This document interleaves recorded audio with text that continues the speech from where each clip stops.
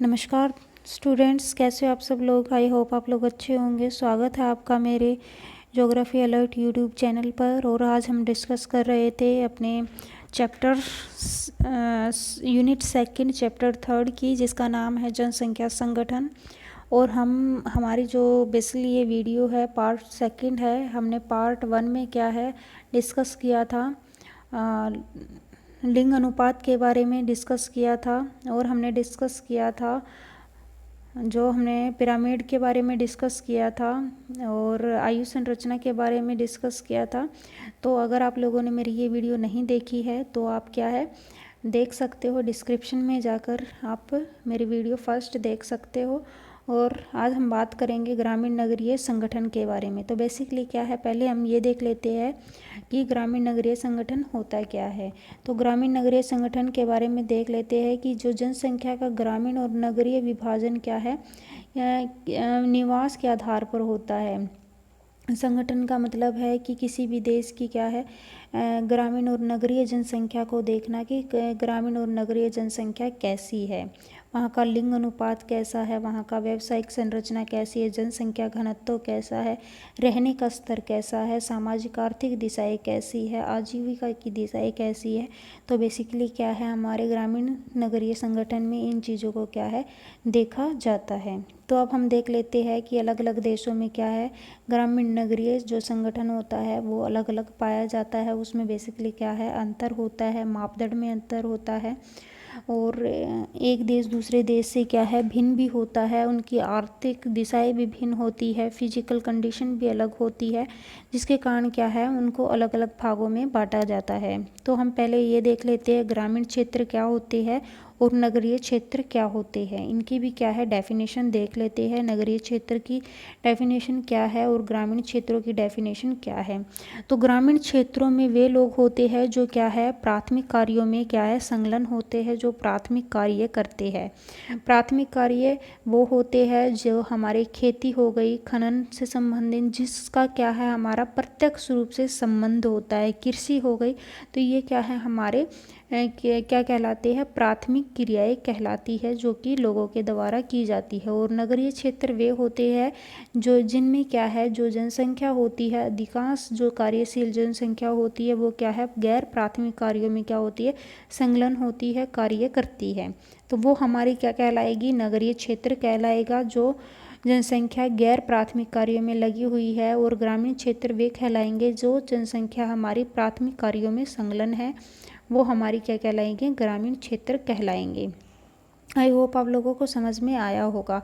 अब हम क्या है एक पिरामिड के आधार पर क्या है किसी भी देश का क्या है लिंग अनुपात देखते हैं। वो इनमें क्या है हमारी बुक में दे रखा है पिरामिड बार डायग्राम के थ्रू, मल्टीपल बार डायग्राम के थ्रू क्या है हमें दे रखा है। कंपैरेटिव अगर देखा जाए कंपैरेटिव बार डायग्राम के थ्रू हमें दे रखा है कि कैसे हम अपनी जनसंख्या को बता सकते हैं। तो बेसिकली इसमें क्या है बहुत सारे देशों को दे रखा है, जिसमें कनाडा, फिनलैंड, पश्चिमी के यूरोपीय देशों को ग्रामीण और नगरीय क्या है लिंग अनुपात में अंतर दिखा रखा है। अफ्रीका के देश दिखा रखे, एशिया के देश दिखा रखे, जिसमें जिम्बाब्वे और नेपाल को क्या है दिखाया गया है और नगरीय और ग्रामीण लिंग अनुपात के विपरीत बताया गया है।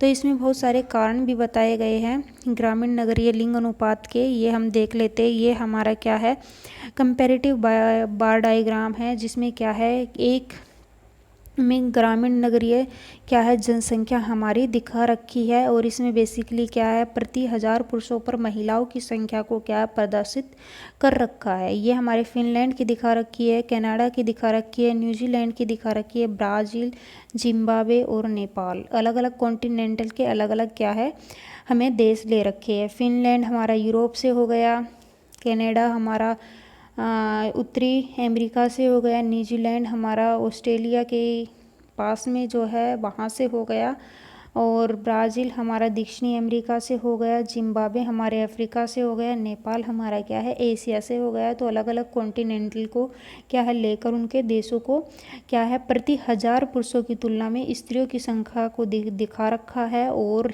इस पिरामिड को क्या है हमें ग्रामीण पिरामिड है, और सॉरी पिरामिड नहीं है बार डायग्राम है।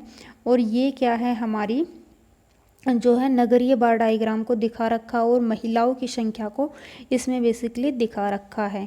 कंपैरेटिव एनालाइज कर रखा है, किसके थ्रू कर रखा है, बार डायग्राम के थ्रू कर रखा है। तो इसमें देख लेते हैं फिनलैंड में अगर बात करते हैं प्रति 1000 पुरुषों पर महिलाओं की जो संख्या की अगर बात करते हैं तो यहाँ पर ग्रामीण क्षेत्रों में क्या है, महिलाओं की संख्या क्या है, कम है। कंपैरेटिव करते हैं ग्रामीण इलाके से ग्रामीण क्षेत्रों में, तो यहाँ पर महिलाओं की जो स्थिति है वो बड़ी ही उच्च है। कनाडा की बात कर लेते हैं, विकसित देशों की बात कर लेते हैं, तो यहाँ पर भी क्या है, महिलाएं जो है ग्रामीण क्षेत्रों में कम है प्रति 1000 पुरुषों पर, और ग्रामीण जो शहरी जो इलाके हैं वहाँ पर क्या है, महिलाओं की स्थिति अच्छी है। नगरीय क्षेत्रों में महिलाएं क्या है, प्रति 1000 पुरुषों पर ज़्यादा रह रही हैं। अब हम बात कर लेते हैं न्यूजीलैंड की। न्यूजीलैंड में भी हमें ऐसा ही पिरामिड दिखाई दे रहा है। यहाँ पर ग्रामीण क्षेत्रों में महिलाओं की स्थिति क्या है, कम है, जबकि नगरीय क्षेत्रों में महिलाओं की स्थिति ज़्यादा है। अब हम बात कर लेते हैं विकासशील देश की, जहाँ पर क्या है, यहाँ पर भी महिलाओं की अगर संख्या की बात करते हैं तो यहाँ पर भी क्या है, महिलाओं की संख्या क्या है, दक्षिणी अमेरिका के देश की ब्राज़ील की बात कर लेते हैं, यहाँ पर भी महिलाओं की संख्या ग्रामीण क्षेत्रों में क्या है, कम है, और नगरीय क्षेत्रों में ज़्यादा है। अब हम बात कर लेते हैं जिम्बाब्वे अफ्रीका महाद्वीप की। तो यहाँ पर क्या है, ग्रामीण क्षेत्रों में महिलाओं की जो जनसंख्या प्रति 1000 पुरुषों पर ज़्यादा है, जबकि ग्रामीण क्षेत्रों में क्या है, कम है। ऐसा ही हमें नेपाल में मिलता है। नेपाल में है क्या है, ग्रामीण क्षेत्रों में महिलाएं क्या है, ज़्यादा है, और नगरीय क्षेत्रों में कम है।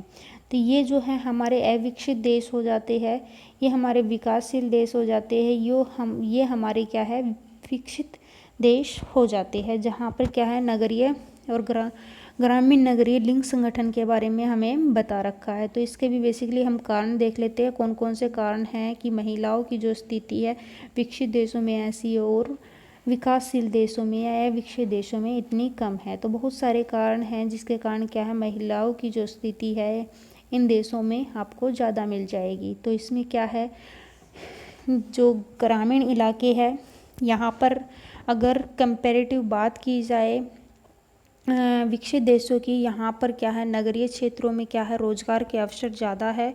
और विकसित देशों की बात कर रही हूँ बेसिकली, ग्रामीण क्षेत्रों में क्या है, महिलाएं कम मिलेगी। यहाँ पर जो है ग्रामीण क्षेत्रों में जो कृषि की जाती है, पुरुष प्रधान कृषि की जाती है, पुरुषों के द्वारा कृषि की जाती है, मशीनीकृत कृषि की जाती है। विकसित देशों में, विकासशील देशों की बात करते हैं तो वहाँ पर क्या है, महिलाएं भी क्या है, खेतों में काम करती है, खेत छोटे छोटे होते हैं, लोग रोजगार के लिए शहरों की तरफ चले जाते हैं, और महिलाएं क्या है, गांव में ही रहकर, ग्रामीण क्षेत्रों में ही रहकर क्या है, एग्रीकल्चर करती है। और वहाँ पर क्या है, अगर बात की जाए महिलाओं की जो नगरों में स्थिति क्या है, विकासशील और अविकसित देशों में ठीक नहीं है। क्यों नहीं है, क्योंकि वहाँ पर क्या है, उनको रहने के लिए अच्छा आवास नहीं मिल पाता, सुख सुविधाएं नहीं मिल पाती जो एक महिलाओं को चाहिए, जिसके कारण क्या है, महिलाओं की स्थिति क्या है, नगरीय क्षेत्रों में अच्छी नहीं है। और कृषि क्या है, महिलाओं के द्वारा की जाती है। लोग ग्रामीण क्षेत्रों से नगरीय क्षेत्रों की तरफ क्या है, प्रवास कर जाते हैं, और वहाँ से क्या है, अपने रोजगार के लिए रोजगार करते हैं। और महिलाओं को गांव में क्या है, अपने गांव में रहती है और एग्रीकल्चर करती है। तो बेसिकली ये कारण हो जाते हैं किसी भी देश में ग्रामीण नगरीय जनसंख्या के संगठन को अगर देखते हैं तो ये क्या है, हमारे कारक हो जाते हैं जो ग्रामीण नगरीय जनसंख्या को प्रदर्शित करते हैं। रहन सहन का उच्च स्तर जो है ये आपको यहाँ पर मिल जाएगा, पूरा का पूरा रहन सहन का स्तर, जो रोजगार के अवसरों की अधिक संभावना के कारण ग्रामीण क्षेत्रों में महिलाओं का आवागमन होता है, क्योंकि रोजगार ज़्यादा है विकसित देशों में, तो वहाँ पर क्या महिलाएं जाती है रोजगार के लिए ग्रामीण नगरीय क्षेत्रों में। और मशीनीकृत क्या है, कृषि की जाती है, पुरुष प्रधान कृषि की जाती है। तो बेसिकली क्या है, पुरुषों की संख्या ग्रामीण क्षेत्रों में अधिक मिल जाती है और नगरीय क्षेत्रों में महिलाओं की संख्या अधिक मिल जाती है। और निम्न होने का भी कारण मैंने आप लोगों को बता दिया है। अब हम देखते हैं साक्षरता। साक्षरता बेसिकली क्या होती है, पहले हम डेफिनेशन देख लेते हैं।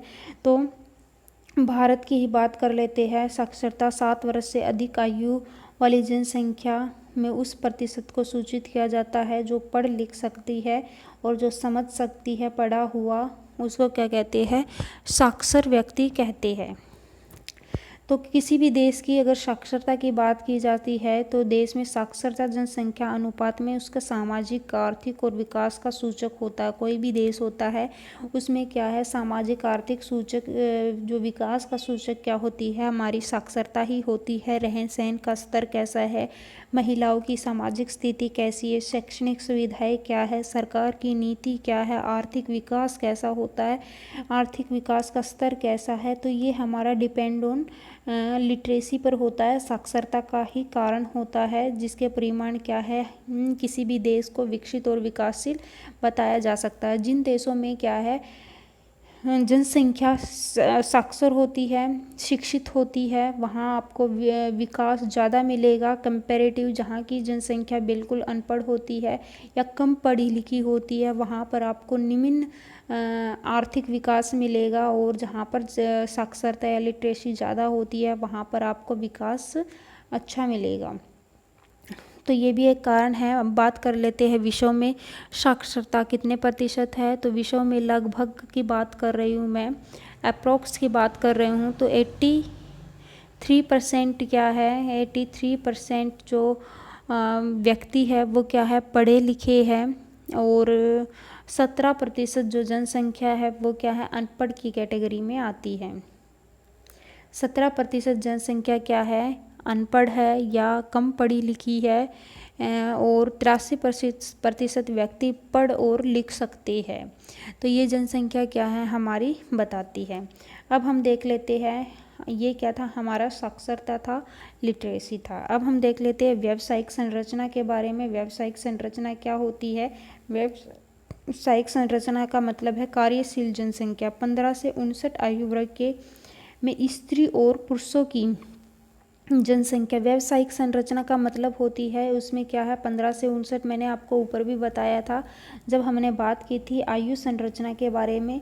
तो हमारी जो जनसंख्या होती है 15 से 59 की जो जनसंख्या होती है वो हमारी क्या है, कार्यशील जनसंख्या होती है, व्यावसायिक जनसंख्या होती है। तो उसके आधार पर क्या है बता रखा है कि जो जनसंख्या हमारी क्या है काम करती है उसको क्या कहते हैं, व्यावसायिक संरचना के अंतर्गत वो आती है। तो कृषि, वानिकी, मत्स्य निर्माण, व्यवसाय, परिवहन, संचार क्या है, इसको अलग अलग वर्गों में बांटा गया है, जिसको बेसिकली प्राथमिक कार्य, द्वितीयक कार्य, तृतीयक कार्य और चतुर्थक कार्य, इन वर्गों में क्या है इसको वर्गीकृत किया गया है। इसके हमारे 12th क्लास में अलग अलग चैप्टर भी दे रखे हैं। चैप्टर में भी क्या है हम डिस्कस करेंगे इनके बारे में, इन सेक्टरों के बारे में कि क्या क्या होता है। अभी हम मोटा मोटा देख लेते हैं। प्राथमिक क्रियाएं में वो कार्य होते कृषि, वानिकी, मत्स्य, खनन। तो ये कार्य क्या है, हमारे प्राथमिक कार्य होते हैं। द्वितीयक कार्य जो हमारे होते हैं, परिवहन, संचार जो होती है वो हमारे क्या है, द्वितीयक कार्य होते हैं। और अन्य सेवाएं जो होती है, तृतीयक क्रियाएं, अनुसंधान, वैचारिक विकास से जुड़े जो कार्य होते हैं, चतुर्थक क्रियाओं के रूप में क्या है वर्गीकृत किए जाते हैं। और जितनी भी सेवाएं जो हमारी होती है वे हमारी क्या है, तृतीयक क्रियाएं में आती हैं। देखो प्रथम जो क्रियाएं होती है कृषि, वानिकी, मत्स्य और खनन वाले होते हैं। द्वितीय की बात करते हैं तो विनिर्माण, जिनका निर्माण किया जाता है। प्रथम क्या है, हमें प्रत्यक्ष क्या है प्रकृति से मिलते हैं, और फिर क्या है उनका निर्माण किया जाता है किसके द्वारा, द्वितीय क्रियाओं में। द्वितीय क्रिया में जो कार्य लगे हुए हैं वो क्या है, निर्माण कार्यों के लिए लगे हुए हैं। तो बेसिकली इस वर्ड को क्या है याद रखना, निर्माण कार्य द्वितीय क्रियाएं होती है। तो इसमें क्या है, परिवहन, संचार होते हैं। तृतीयक जो क्रियाएं अगर याद रखनी है तो सेवाएं याद रखो। सेवाएं, जो सेवाएं दे रही हैं वो क्या है, हमारे तृतीय क्रियाओं में आते हैं, जो तीसरी क्रियाएं हैं। और हमारे जो चतुर्थ क्रियाएं में क्या है, अनुसंधान, रिसर्च वगैरह और वैचारिक विकास जो से जुड़े जो कार्य होते हैं वो हमारे चतुर्थ क्रियाओं में वर्गीकृत किए गए हैं। इनको 4 खंडों में क्या है, कार्यशील जनसंख्या के अनुपात में किसी भी राष्ट्र की आर्थिक विकास के स्तरों में अच्छा सूचक होता है। जो देश क्या है, जिन देशों की जो केवल उद्योग और अवसंरचना से मुक्त होते हैं विकसित अर्थव्यवस्था ही क्या, अगर विकसित देशों की बात की जाए तो द्वितीयक तृतीयक और चतुर्थक के जो सेक्टर के में क्या है अधिक कर्मी क्या है समायोजित होते हैं। जबकि बात की जाए अर्थव्यवस्था की आदिम अवस्था की तो वहाँ पर क्या है बहुत सी जनसंख्या उस देश की ज़्यादा से ज़्यादा जो जनसंख्या है वो क्या है प्राथमिक कार्यों में संलग्न होती है, उनका अनुपात वहाँ पर क्या है अधिक होता है और प्राकृतिक संसाधनों का वहाँ पर दोहन होता है। जो देश अविकसित होते हैं या विकासशील देश होते हैं तो वहाँ पर क्या है प्राथमिक जो क्रियाएं होती है उसमें क्या है मोस्टली जनसंख्या प्राथमिक क्रियाओं में होती है और विकसित देशों में जो हम जनसंख्या होती है वो मोस्टली क्या होती है द्वितीयक तृतीयक और चतुर्थक सेक्टरों में क्या है लीन होती है, उनका अनुपात वहाँ पर ज़्यादा होता है कंपैरेटिव अविकसित देशों के। अब हम थोड़े अभ्यास के ऑप्शनल क्वेश्चन देख लेते हैं।